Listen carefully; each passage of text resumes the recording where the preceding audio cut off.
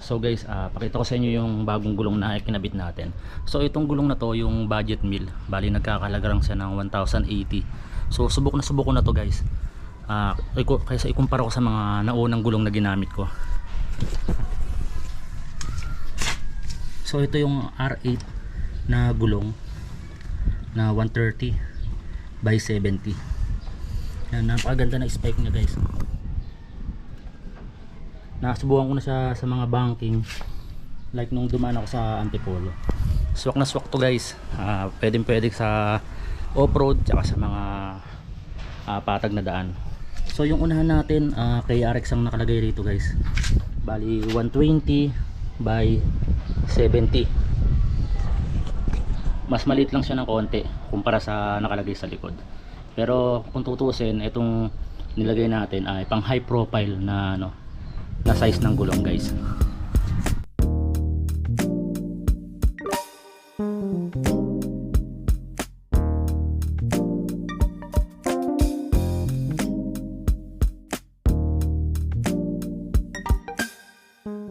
So guys, bali yung motor natin na to na Mio Gravis, bali 2 years na siya. 2020 natin siya binili by October. So yung mga napilitan lang dito guys, ito yung nakalagay dito, washable air filter na. Tapos yung CVT natin halos napalitan na yan, pero puro stock lang ang nilagay natin. Hindi pa tayo gumagamit ng mga ibang brand na na mga pang CVT. Tapos yung Takasago na shock, 300mm lang yung size niyan. Bali hindi naman siya mababa, kumbaga parang ka-size lang siya ng Muse Sporty yung size niya. Pero ang nakalagay ata sa stock natin 330mm. So yun, mga brake pad napalitan na yan. So all stock pa rin yung motor natin guys. Wala pa tayong binabago. Tapos yung mga brake pad, brake shoe, yun pa lang. Tapos yung mga accessories na nakalagay, ito lang, yung sec all bracket, tsaka yung sec na box 45 liters.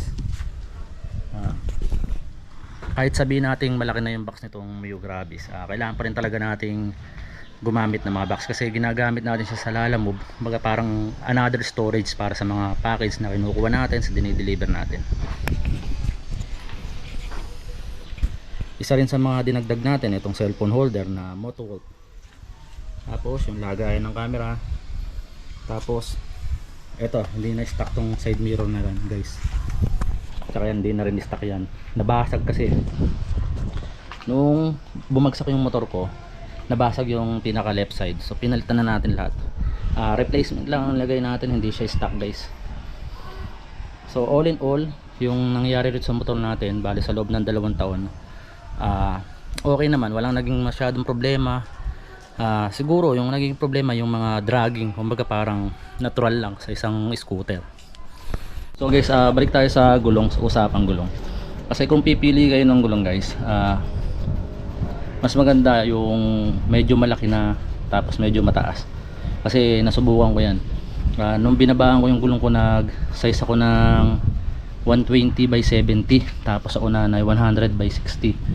So pakiramdam ko parang naging mas matagtag siya. Nung nilakyan ko, ginawa kong 120 by 70 yung unahan, tapos nilakyan ko 130 by 70 yung likod. So mas naging parang maganda yung laro ng shock niya. Hindi ko lang alam, basta ganun yung ganun yung observation ko guys. Tapos ito, highly recommended ko yan guys, yung tatak na R8 na gulong. Sa Shopee ko lang siya binili, 1,080 yung binili ko, hindi pa kasama yung shipping doon guys. Depende kasi sa layo kung gaano kalayo yung shipping fee. Pag mas malayo, siyempre medyo mas malaki.